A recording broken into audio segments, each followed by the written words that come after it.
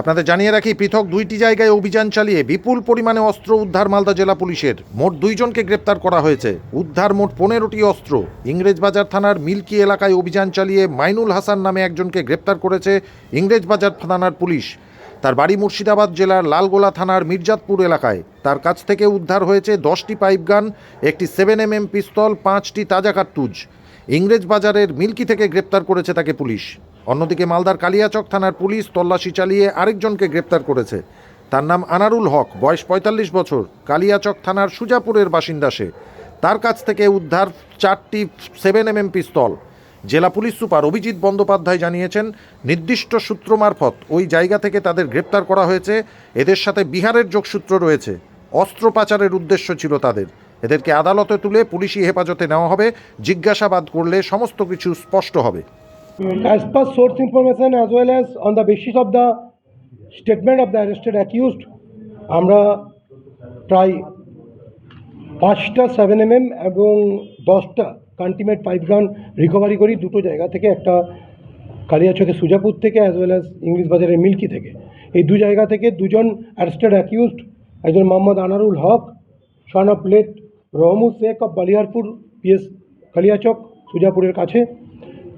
ওর একটি দোকান থেকে আমরা 4টে 7mm পিস্তল এবং 20 রাউন্ড 7mm যে কাটিজ সেটা রিকভারি করি। তার সাথে 8টা ম্যাগজিন পাই আমরা 7mm পিস্তলের। এছাড়া মিল্কি এরিয়া থেকে একটি লালগোলার ছেলে Mainul Hasan yes son of Saidur Rahman, এর বাড়ি হচ্ছে মির্জাতপুর পিএস লালগোলা। এই মিল্কি এরিয়া থেকে এর পদতন থেকে আমরা 10টা কান্টিমেট পাইপ গান, একটা 7mm পিস্তল, 4 রাউন্ড যে কান্টিমেট পাইপ গানের যে কাটিজ এবং একটা শর্ট গানের কাটিজের কাছ থেকে আমরা রিকভারি করি।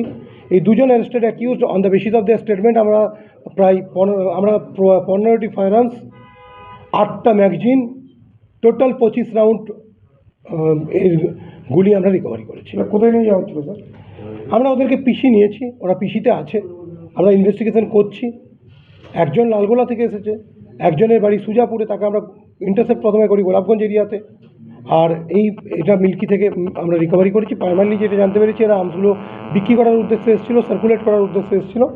বাকি যেটা আছে আমরা পিসি পিরিয়ডে বোথ দ্য এন্ড কোথা থেকে আর্মসগুলো এরা প্রকিউর করেছে, কোথা থেকে এরা পেয়েছে আর্মসগুলো, আর কোথায় এরা মানে সেল করতে এসেছিলো বা সার্কুলেট করতে এসেছিলো, এই ডিটেলসটা আমরা পিসি পিরিয়ডে এটা পুরোটা আনার্ট করবো, আমরা পুরোটাই আমরা ফিক্স আপ করবো এবং যারা যারা এই র্যাকেটসের সঙ্গে যুক্ত আছে তাদেরকে আমরা অ্যারেস্ট করবো। এই দুজনের মধ্যে কোনো কানেকশন আছে?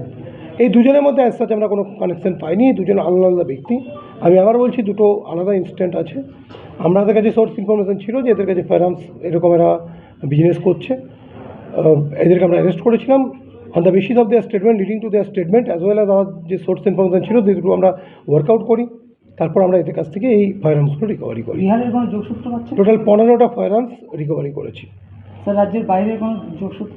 একটা বিহারের আমরা যোগসূত্র পেয়েছি, যে বিহার থেকে এই 7mm পিস্তলগুলো আনা হয়েছে। কান্টিমেট পাইপ গানের সোর্সটা আমরা ফিক্স আপ করছি।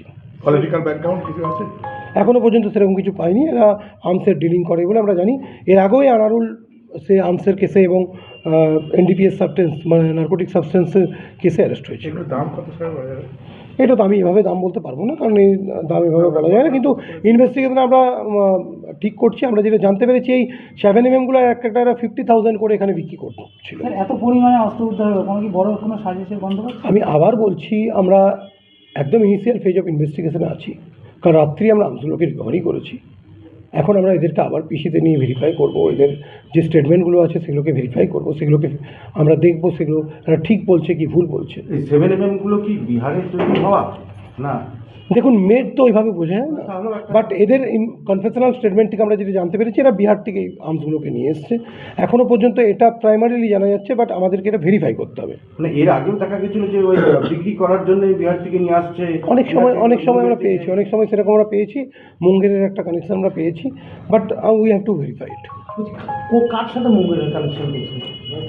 ডিফারেন্ট সময়, এটা আমি কোনো স্পেসিফিক ইনস্ট্যান্স বলছি না, ডিফারেন্ট সময় আমরা পেয়েছি। যখন আমরা আর্মস রিকভারি করেছি তখন আমরা পেয়েছি বিভিন্ন সময় মুঙ্গের লিঙ্ক পেয়েছি বা বিহারের লিঙ্ক পেয়েছি। স্যার কিন্তু এরা অস্ত্র পাচার এবং ব্যবসা আমরা অলরেডি আমি বললাম এটা পিসিতেই ছিল, আমরা on the basis of the leading to the statement আমরা এটা করেছি। আবার এদেরকে আমরা আজকে যে আর্মস অ্যাক্টের যে স্পেসিফিক কেস হচ্ছে সেই কেসে আবার ওদেরকে পিসিতে নিচ্ছি। Thank you.